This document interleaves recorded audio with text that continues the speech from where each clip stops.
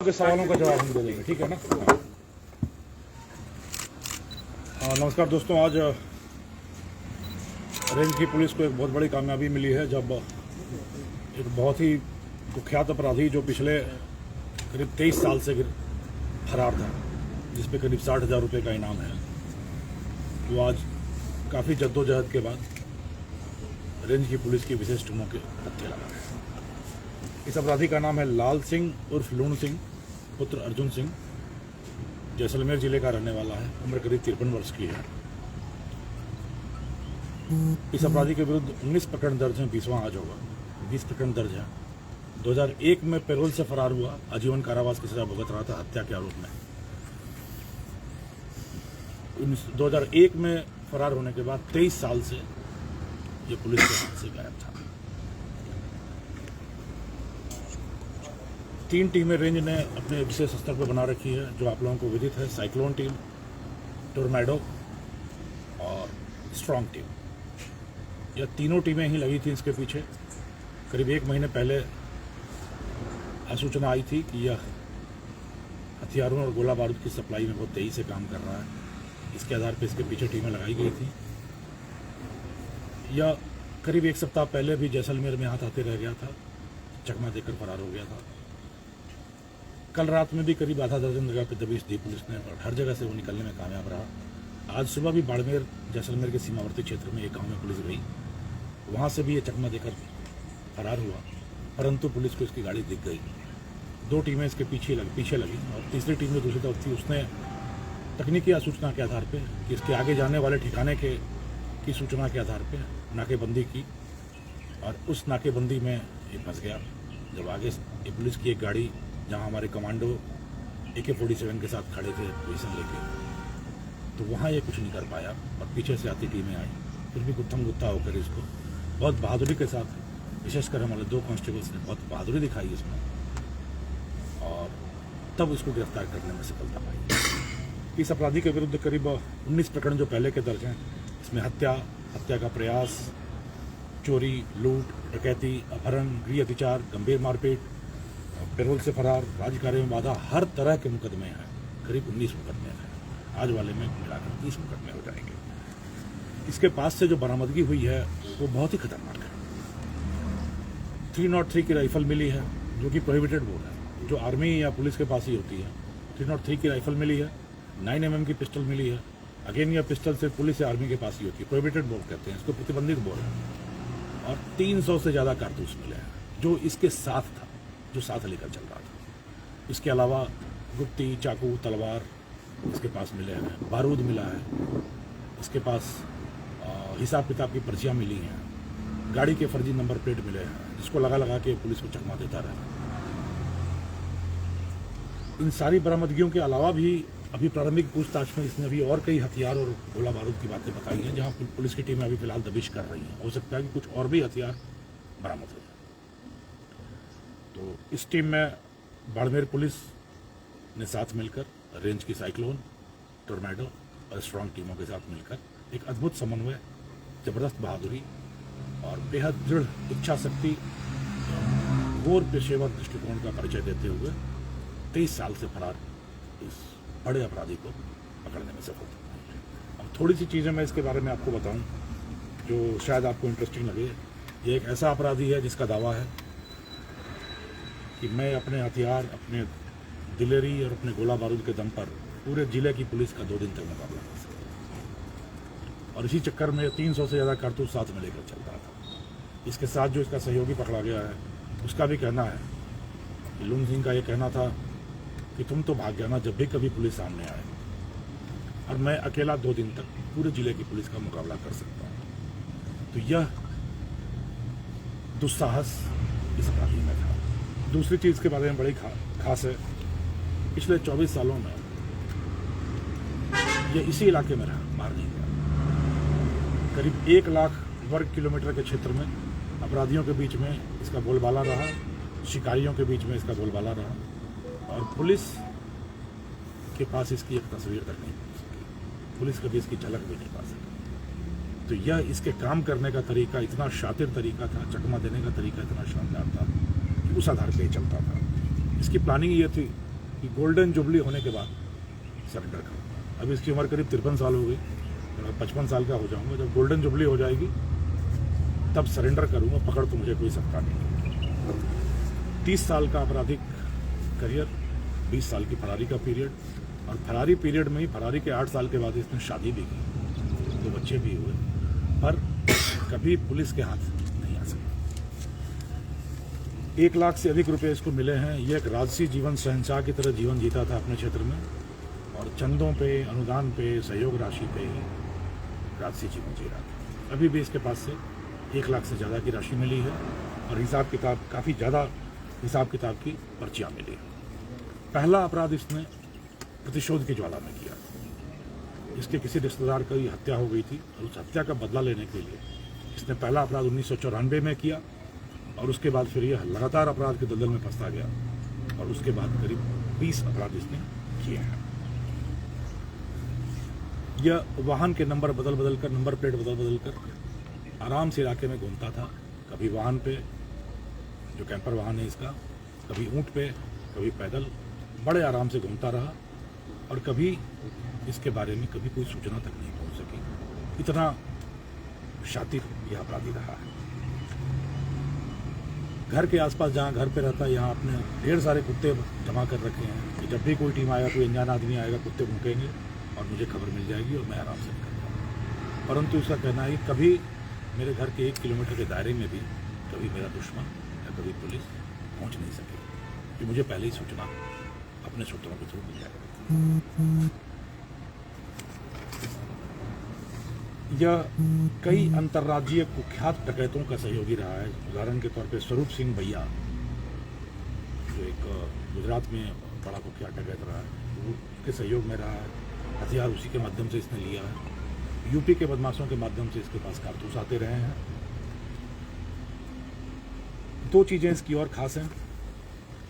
एक चीज़ तो यह है कि पकड़े जाते ही इसने कहा कि मैं नई पीढ़ी के लिए, युवा वर्ग के लिए एक संदेश देना चाहता हूँ, कभी भी प्रतिशोध और हिंसा के रास्ते पे न चलें, सही रास्ते पे चलें। इसका कहना था कि मेरे माँ बाप मेरे बाल्यावस्था में ही, मेरे बचपन में ही गुजर गए, तो मुझे कोई समझाने वाला नहीं रहा। लोगों ने मुझे चढ़ा दिया, उकसा दिया, और मैं अपराध की दुनिया में घुस गया। तो नई पीढ़ी से इसने अपील की, इस मार्ग पे कभी नहीं चलना है, चाहे जितनी भी बाधाएं आए, सही रास्ते पे चलना है। बचपन में इसका कहना है कि मैं फौज में जाना चाहता था, मुझे हथियारों का शौक था, शरीर बनाने का शौक था, मैं फौज में जाना चाहता था।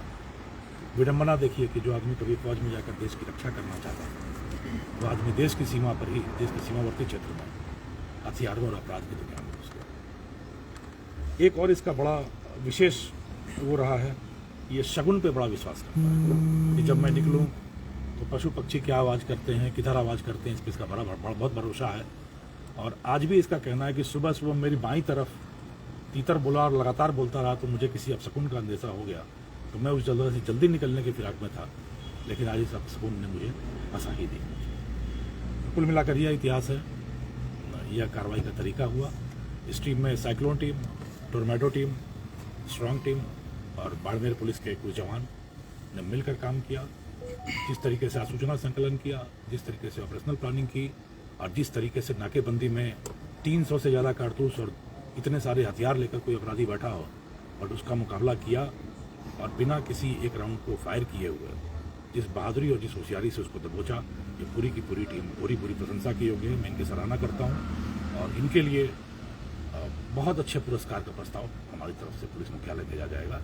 और एक बार फिर मेरी अपील है पूरी युवा पीढ़ी से कि कभी भी ऐसे तत्वों को अपना हीरो न बनाए, रोल मॉडल नहीं बनाए, और हमेशा सही रास्ते पे चलते रहें। अपराध का रास्ता कभी भी आदमी को किसी मुकाम तक, मंजिल तक नहीं ले जाता।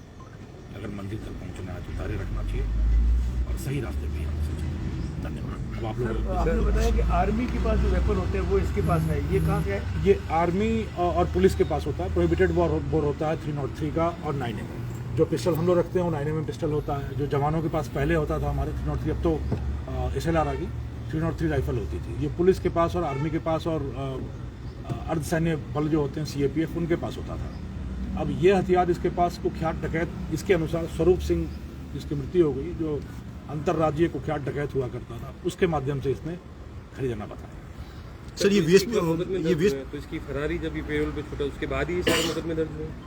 1994 में पहला मुकदमा दर्ज हुआ। हाँ 94 के मुकदमे के बाद 1996 में मुकदमा दर्ज हुआ और उसके बाद से फरारी के बाद की फरारी की बात सारे की। फरारी। और सर ये अपनी लाइफस्टाइल में क्योंकि डिजिटल है इसमें मोबाइल का ये यूज़ नहीं करता था। मोबाइल इसके पास है बट बहुत सोशल मीडिया वगैरह का इस्तेमाल नहीं करता था। मोबाइल गाये बगाए मोबाइल का यूज़ करना, कुछ कॉल करने में यूज़ करना, ये करके। क्योंकि इसकी ट्रैकिंग नहीं हो पाई क्योंकि जैसा आपने बताया यूपी और वहाँ से कारतूस और बाकी लोगों से कांटेक्ट करता था क्योंकि पुलिस के सर्वेलेंस इसके पे नहीं। अभी तक की पूछताछ में आपराधिक तत्वों से इसके काफ़ी सघन संपर्क है, तो उस माध्यम से यूपी के बदमाशों की तरफ से होकर इसके पास कारतूसों की सप्लाई आती रही या बारूद भी रखता था अच्छा कि अगर जैसे वो जो 12 बोर के कारतूस होते हैं उसकी फिलिंग भी करा कर लोगों को, शिकारियों को, बदमाशों को देता था। तो सर किसी आईटी का यूज़ करता था स्पेसिफिक या बिल्कुल मैनुअल तरीके से? अभी तक की जानकारी के हिसाब से तो मैनुअल तरीके से ही कर रहा था। कोई ऐसा बहुत बड़ा कोई फैक्ट्री या कोई ऐसा इंस्ट्रूमेंट नहीं आया है सामने। फरारी कहाँ काटी इसने? फरारी पूरी फरारी अभी तक के हिसाब से इसी 1 लाख स्क्वायर किलोमीटर के इलाके में काटी है इसने, जो हमारा मारवाड़ का बेल्ट है ये वाला, जैसलमेर, बाड़मेर, जोधपुर, इस इलाके में ही फरारी काटता है। और कोई सर, ये- सहयोगी नाम भी इसने बताया कि किन एक किन- सहयोगी इसके साथ पकड़ा गया है, राणा राम इसके साथ इसका सहयोगी पकड़ा गया जो भील है, और कई सहयोगी को नाम बता रहा है जो हम लोग कुछ गोपनीयता के हिसाब से भी नहीं बता रहे ताकि उसके आधार पर आगे कार्रवाई की जा सके, परंतु ये यहाँ के आपराधिक तत्वों के काफ़ी घनिष्ठ संपर्क हैं। क्या इस एंगल से जांच करें कि कहीं सरहद के उस पार से कोई संपर्क में उसके? इतनी भारी मात्रा में शायद आप लोगों ने कभी हथियार एक आदमी से बरामद होते हमने भी नहीं देखा कि एक आदमी जो शरीर पे इतना सारा हथियार लेकर चल रहा हो, तो इतना सारा हथियार, गोला बारूद, इसका मतलब है कि हथियार के तस्करों के साथ, गोला बारूद के तस्करों के साथ काफ़ी करीबी संपर्क है। तो यह संपर्क सूत्र कहाँ तक फैलते हैं, किस राज्य तक जाते हैं, राज्य की, देश की सीमा के बाहर जाते हैं कि नहीं, ये आगे अनुसंधान का विषय इसने कोई अपनी गैंग भी तैयार कर रखी थी जिसमें कितने लोग शामिल हो सकते हैं? गैंग जैसी कोई बहुत बड़ी बात नहीं। इसने कहा कि मैं तो एकला चलोरे की प्रिंसिपल पे चलता हूँ, मैं आराम से अकेले फरारी काटता हूँ, दूसरा कोई साथ रहेगा तो पकड़े जाने की गुंजाइश बढ़ती जाएगी। तो मैं जब जरूरत जिसके पड़ी संपर्क किया, उसके साथ कुछ करना है कर लिया, अपराध करना अपराध कर लिया, घूमना फिरना है घूम फिर लिए, बैठना है बैठना कर लिया, बट रहूँगा घूमूंगा अकेला। आपने कहा कि ये कंधे के ऊपर अपनी जिंदगी काट रहा था, कौन कौन सहयोगी थे, कौन कहाँ से पैसा लाता था? कुछ डायरियाँ मिली हैं, कुछ पूछताछ में भी बता रहा है। अभी गोपनीयता की दृष्टि से उन नामों का हम लोग खुलासा नहीं कर रहे हैं, परंतु क्षेत्र के, मारवाड़ के क्षेत्र के लोगों से इसे चंदा, सहयोग राशि, अनुदान राशि, कुछ हो सकता है वसूली राशि भी हो, के माध्यम से भारी मात्रा में नगद राशि इसके पास आती है। सर अभी देश में जनरल इलेक्शन चल रहे हैं, ऐसे में ये बड़ा अचीवमेंट है, कोई इलेक्शन को लेके इस तरीके की कोई, जैसे आप बता रहे हैं अभी कार्रवाई जारी है, तो उसमें कुछ और बड़ा डेवलपमेंट, क्योंकि बहुत सेंसिटिव चीज़ें हैं इलेक्शन को लेके चल रही है अभी। देखिए, हथियार तो मारवाड़ की एक अलग परंपरा है, मर्यादित परंपरा और संस्कारों के साथ जीवन जीने की परंपरा है। अब यहाँ जो मादक द्रव्य और हथियारों का आजकल चलन बढ़ा है, ये बहुत ही चिंतनीय है, दुखद भी है और चिंतनीय भी है। तो इस दिशा में पुलिस बड़े जोशो खरोश के साथ, पूरे जुनून के साथ काम कर रही है कि कहाँ से आ रहे हैं ये हथियार, लोग क्यों ले रहे हैं, इन हथियारों को बरामद किया जाए। हथियारों की जो प्रवृत्ति है, बढ़ रही है प्रवृत्ति, सोशल मीडिया पर भी लोग हथियार लेकर फोटो खिंचवा रहे हैं, उनके खिलाफ भी हम लोग कार्रवाई कर रहे हैं। तो समाज में युवा पीढ़ी गुमराह न हो, हथियारों की तरफ उनका जुनून न बढ़े, इसके लिए सामाजिक तौर पे भी और कानूनी तौर पे भी कार्रवाई चल रही है। सर इनके खिलाफ हिस्ट्री शीट खोली हुई है? हिस्ट्री सीट नहीं है इसकी, हिस्ट्री सीट नहीं है। 11 मुकदमे जैसलमेर के हैं, 7 मुकदमे बाड़मेर के हैं और 1 मुकदमा जोधपुर का है। अभी तक के रिकॉर्ड के हिसाब से 19 आए, हो सकता है आगे आने वाले समय में कुछ और मुकदमे सामने आ जाए। सर 5 केस में हिस्ट्री शीट खुलती है, पहले 10 का था। उसमें कुछ समय सीमा भी है कि कितने सालों के बीच में होना चाहिए, मतलब इतने पिछले इतने सालों में है कि नहीं है, कई सारे क्राइटेरिया हैं। बट आप जो सवाल पूछ रहे हैं, जिधर उंगली उठा रहे हैं, मैं बिल्कुल सहमत हूँ आपकी बात से कि इस तरह के अपराधियों पर निगाह रखी जानी चाहिए। कानूनी जो अभिलखित प्रक्रिया है वो भी पूरी होनी चाहिए, सिर्फ पकड़ने जाने से, पकड़े जाने से ही नहीं होता, रिकॉर्ड बिल्डिंग भी होनी चाहिए। हम लोग उस दिशा में काम कर रहे हैं और जिलों में हार्डकोर, कुख्यात अपराधी, वांछित अपराधी, अलग अलग श्रेणियाँ बना के रिकॉर्ड बिल्डिंग का काम कर रहे हैं। बट आपका उठाया हुआ पॉइंट बिल्कुल जाएगा कि रिकॉर्ड बिल्डिंग। सर इसको अचीवमेंट माने या ये माने कि इतने साल तक किसी एक आरोपी को पुलिस तलाश तक नहीं कर पाई? इसको आप दोनों तरीके से देख सकते हैं। क्योंकि पुलिस देखने का नजरिया तो देखने का नज़रिया है, देखने का दृष्टिकोण है। मेरा ये मानना है कि ये कमी तो रही है, मैं बिल्कुल इसको स्वीकार करता हूँ कि ये कमी तो रही है कि कोई आदमी अगर 23 साल से फरार चल रहा है और इसी इलाके में रह रहा है तो कुछ कमियाँ तो रही हैं। बट उन कमियों की भरपाई बड़े शानदार तरीके से पुलिस ने की। जब इतनी शानदार योजना बनाकर इतना अच्छा ऑपरेशन अंजाम देकर बिना रक्त की एक बूंद बहाए, बिना एक फायर किए हुए इतनी भारी मात्रा में बरामदगी और इतनी आसानी से एक अपराधी को गिरफ्तार करना, जिसकी यह चुनौती कि मैं पूरे जिले की पुलिस का 2 दिन तक अकेला मुकाबला कर सकता हूँ, तो यह एक प्रशंसनीय कार्य है। पूरी कार्रवाई कहाँ हुई और ये क्या कर रहा था जब कार्रवाई की गई आपकी? ये अलग अलग गाँवों में मिल रहा था, लोगों से मिल रहा था, मिलकर निकल रहा था। हम बार बार मिस हो रहे थे, जहाँ भी जाते थे उसके पहले निकल जाता था। आज भी सुबह एक गाँव से उसी तरीके से मिल के निकला। उसके बाद हमको मालूम था कि तकनीकी आधार पर मालूम था कि अगला ठिकाना किधर की ओर जाएगा ये, तो हमने होशियारी से पीछा किया और विशाला के आसपास में नाकेबंदी लगा के फिर इसको दोनों तरीके से घेर के। Thank you sir. Thank you. अब एक फोटो आप लोगों को